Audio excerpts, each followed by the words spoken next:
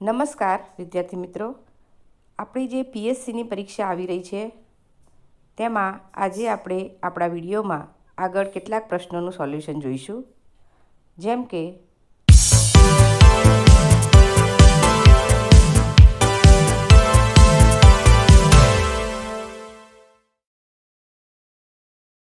પ્રશ્ન નંબર 1, ગળસીસર શબ્દમાં સરનો અર્થ શું થાય છે? નદી, સમુદ્ર, તળાવ કે ઝરણું?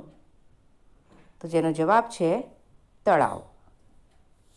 આગળ જોઈએ, પાણીનો મુખ્ય સ્ત્રોત કયો છે? નદી, વરસાદ, કૂવો કે તળાવ? અહીંયા પ્રશ્નનો જવાબ છે વરસાદ.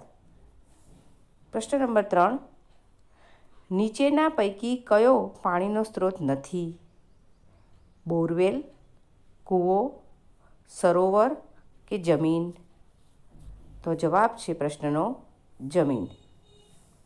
પ્રશ્ન નંબર 4, પહેલાંના સમયમાં રાજાઓ કે દાનવીરો મુસાફરોની પાણીની સુવિધા માટે શું બંધાવતા હતા? બંધ, કૂવો, બોરવેલ કે વાવ? તો અહીંયા જવાબ છે આપણો વાવ. આગળ પ્રશ્ન નંબર 5, તળાવ ઘણું મોટું હોય તો તેને શું કહેવાય? નદી, વોટર પાર્ક, અખાત કે સરોવર? તો અહીંયા આપણો જવાબ છે સરોવર. આગળ જોઈશું પ્રશ્ન નંબર 6, કયા રાજ્યમાં વરસાદ ઓછો પડે છે? રાજસ્થાન, કેરળ, અસમ કે મેઘાલય? તો જવાબ છે રાજસ્થાન. પ્રશ્ન નંબર 7, અમદાવાદની નજીક આવેલી મોટી વાવ કઈ છે? દાદાહરીની વાવ, રાણકી વાવ, અડાલજની વાવ કે જેઠાભાઈની વાવ? તો અહીંયા આપણો જવાબ છે અડાલજની વાવ. પ્રશ્ન નંબર 8, નીચેનામાંથી કયા કાર્ય માટે પાણીની જરૂર પડતી નથી? પીવા માટે, હાથ ધોવા માટે, કાગળમાંથી રમકડાં બનાવવા માટે કે સ્નાન કરવા માટે? તો અહીંયા આપણો જવાબ છે કાગળમાંથી રમકડાં બનાવવા માટે. આગળ, મચ્છર કરડવાથી કયો રોગ થાય છે? પાંડુ રોગ, કોલેરા, મેલેરિયા કે મરડો? તો અહીંયા પ્રશ્નનો જવાબ છે મેલેરિયા. આગળ, મેલેરિયા રોગની તપાસ માટે આપણે શું કરવું પડે? એક્સરે પાડી તપાસ કરવી જોઈએ, ઝાડાની તપાસ કરવી જોઈએ, પેશાબની તપાસ કરવી જોઈએ કે લોહીની તપાસ કરવી જોઈએ? તો અહીંયા આપણો આન્સર છે લોહીની તપાસ કરવી જોઈએ. આગળ, મચ્છરનો ઉપદ્રવ કઈ ઋતુમાં વધુ જોવા મળે છે? શિયાળામાં, ચોમાસામાં, વસંત ઋતુમાં કે ઉનાળામાં?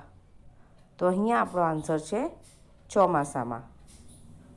આગળ, લોહીમાંના હિમોગ્લોબિનના બંધારણ માટે કયું ખનિજ તત્વ જરૂરી છે? લોહ તત્વ, કેલ્શિયમ, આયોડિન કે ફોસ્ફરસ? તો અહીંયા આપણો જવાબ છે લોહ તત્વ. આગળ, લોહીમાં હિમોગ્લોબિનની માત્રા ઘટી જાય તો કયો રોગ થાય છે? મેલેરિયા, પાંડુ રોગ, ટાઇફોઇડ કે કોલેરા? તો અહીંયા આપણા પ્રશ્નનો જવાબ છે પાંડુ રોગ. આગળ જોઈશું, મચ્છરોના બચ્ચાને શું કહેવામાં આવે છે? શેવાળ, કોસેટા, પોરા કે લીલ? તો અહીંયા જવાબ છે પોરા.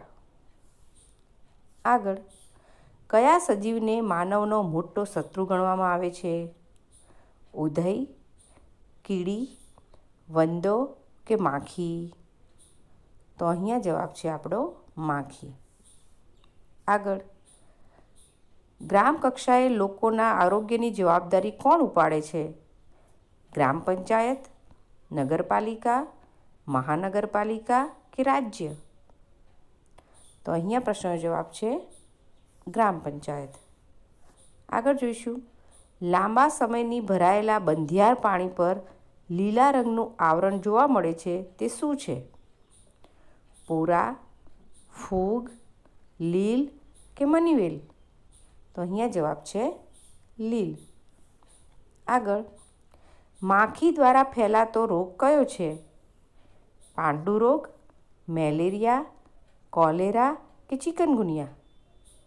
તો અહીંયા જવાબ છે કોલેરા.